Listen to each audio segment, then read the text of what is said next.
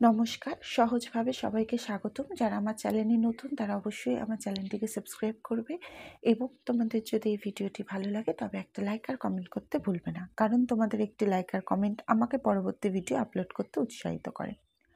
আজকে সহজভাবে যে বিষয়টি নিয়ে আলোচনা করবে সেটি হচ্ছে সাহিত্য তত্ত্ব বা সাহিত্য তত্ত্বকথা। সাহিত্য তত্ত্বকথার মধ্যে যে 4টি ভাগ আছে, এক হচ্ছে রূপতত্ত্ব, রসতত্ত্ব, অলংকার, ছন্দ।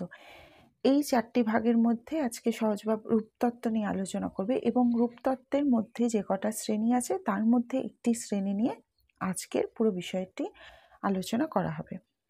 রূপতত্ত্বের যে বিষয়টি নিয়ে আজকে আলোচনা করা হবে সেটি হচ্ছে কবিতা, অর্থাৎ যে কবিতা, উপন্যাস, ছোট গল্প এবং প্রবন্ধ, নাটক, এই যে ভাগগুলো আছে এগুলি পরে আস্তে আস্তে আলোচিত করা হবে। এবারে আমরা আলোচনা করব রূপতত্ত্ব কাকে বলে। রূপ বলতে আমরা সাধারণত অবয়ব, গঠন, চেহারা বা গড়নকে বুঝে থাকি। বাংলা সাহিত্যের ক্ষেত্রেও এটি এক, অর্থাৎ সহজ কথায় সাহিত্যের গঠন বা চেহারা হচ্ছে সাহিত্যের রূপ। একজন লেখকের মনে যখন কোনো ভাবের উদয় হয় তখন লেখক সেই ভাবটিকে নির্দিষ্ট একটি গঠনে বা অবয়ব বা চেহারায় প্রকাশ করে থাকেন, যেমন কবিতা, ছোট গল্প, উপন্যাস, প্রবন্ধ, নাটক ইত্যাদি। এই যে রূপগুলো হলো মানে যে যার মাধ্যমে কবি নিজের মনের ভাব প্রকাশ করছে সেটিই হচ্ছে সাহিত্যের রূপ। এরপরে এই যে শ্রেণীকটা বললাম, এই শ্রেণীকটার মধ্যে আজকে আমরা কবিতা নিয়ে আলোচনা করব।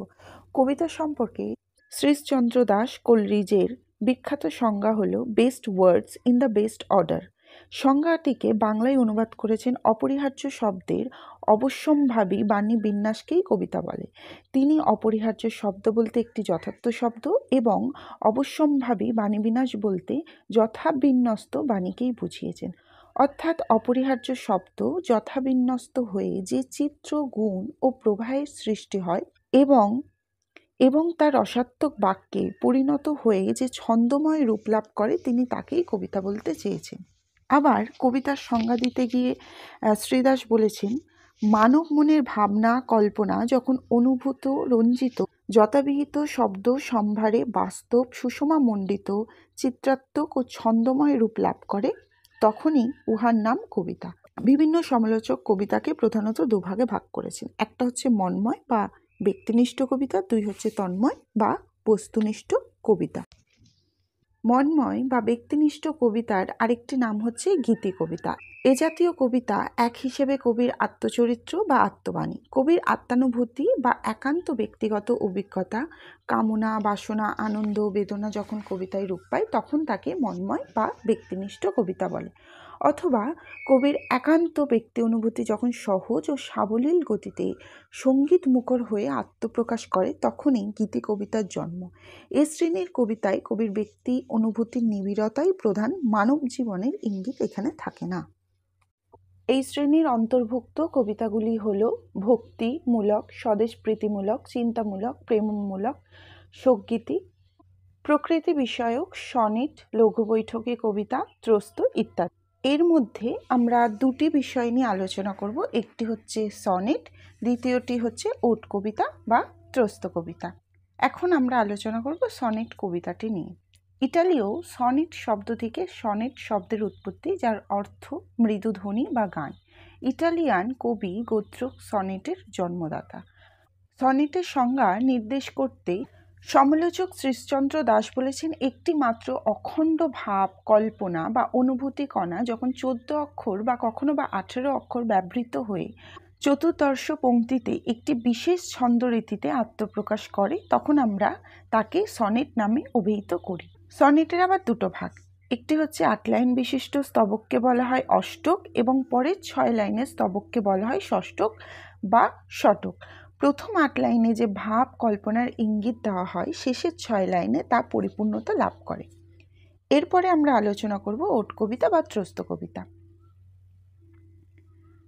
যে প্রশস্তিমূলক গীতি কবিতায় কোনো সুমহান বা গাম্ভীর্য ব্যঞ্জক বিষয়বস্তু বা উপাদান আশ্রয় করে কবি বিভিন্ন ধরনের ওজস্বী ছন্দে আত্মগত অনুভূতি, ভাবমূর্তি দান করেন তাকে ওট বা ত্রস্ত কবিতা বলে।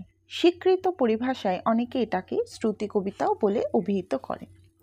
এরপরে কবিতার যে দুটি ভাগ আছে, তন্ময় বা মন্ময়, আমরা আগেরটায় মন্ময় বা ব্যক্তিনিষ্ঠ কবিতা আলোচনা করেছি, এরপরে আমরা করব তন্ময় বা বস্তুনিষ্ঠ কবিতা। কবি যখন বস্তু জগতের কথা তার কাব্য বা কবিতায় যথাযথভাবে উপস্থাপন করেন তখন তাকে আমরা তন্ময় বা বস্তুনিষ্ঠ কবিতা বলি।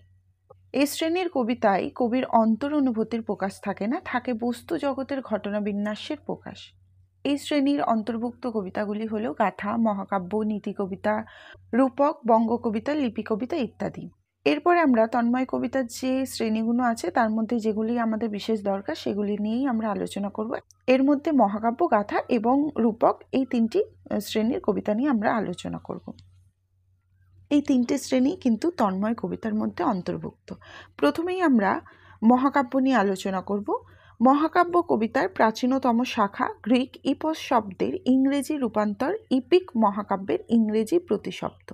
মহাকাব্যের সংজ্ঞা নির্দেশ করতে গিয়ে শ্রীশচন্দ্র দাস বলেছেন, ঐশী প্রেরণা অনুপ্রাণিত নানা স্বর্গে বা পরিচ্ছেদে বিভক্ত যে কাব্যে কোনো সুমহান বিষয়বস্তুকে অবলম্বন করে এক বা বহু বিরচিত চরিত্র অথবা অতিলৌকিক শক্তি সম্পাদিত কোনো নিয়তি নির্ধারিত ঘটনা ওজস্বী বর্ণিত হয় তাকে মহাকাব্য বলে। মহাকাব্য দুই প্রকার, জাত মহাকাব্য এবং অনুকৃতি বা সাহিত্যিক মহাকাব্য।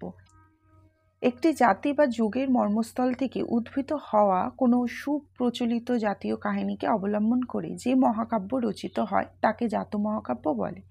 যেমন হোমরের ইলিয়াড ও ওডিসি, বাল্মীকির রামায়ণ, ব্যাসের মহাভারত ইত্যাদি। অন্যদিকে জাত মহাকাব্য অনুসৃত বা কোনো অতীত কাহিনীকে অলঙ্কার শাস্ত্রবিধি সম্মত করে নতুন ও স্বকীয়ভাবে সকলের সাথে সমকালের সংযোগ ঘটিয়ে যে মহাকাব্য রচনা করা হয় তাকে সাহিত্যিক মহাকাব্য বলে। যেমন ভার্জিলের ইন্দিন, দান্তের ডিভাইন কমেডি, জন মিল্টনের প্যারাডাইস লস্ট, মাইকেলের মেঘনাদ বধ কাব্য ইত্যাদি। এরপরে আমরা গাথা কবিতা নিয়ে আলোচনা করব। গীতি কবিতার আদিরূপ হিসাবে বিচার করা হয় গাথা বা ব্যালেটকে। ইতালীয় শব্দ ব্যালাড থেকে ব্যালাড শব্দের উৎপত্তি। ব্যালাড শব্দের অর্থ নৃত্য করা, অর্থাৎ কবিতার সঙ্গে নৃত্য ও নাটকীয়তার মিশ্রণে গাথা সৃষ্টি। ব্যালাড বা গাথা কবিতার এক বিশেষ ছন্দ ও স্তবক বিন্যাস আছে, তবে সর্বত্র তা নিঃশর্তভাবে অনুসৃত হয় না। গল্পের খেই গানের সুর, ছন্দের দোলা এবং স্তবক বিন্যাস ব্যালাডের চেহারা ও মেজাজ স্পষ্ট করে তোলে।